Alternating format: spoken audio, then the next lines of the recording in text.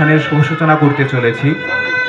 এই দুটো পায়রা যিনি উড়াতে চলেছেন, যিনি মুক্ত করে দিতে চলেছেন, মুক্ত বিহঙ্গ, আমাদের সংস্থার শুভানুধ্যায়ী শ্রদ্ধেয় মনীন্দ্র দাস মহাশয়।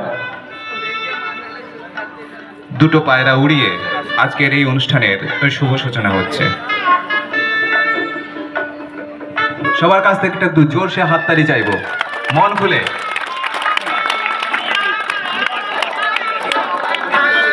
অসাধারণ একটা দৃশ্য আমরা সাক্ষী রইলাম, প্রত্যেককে সহযোগিতা করার জন্য।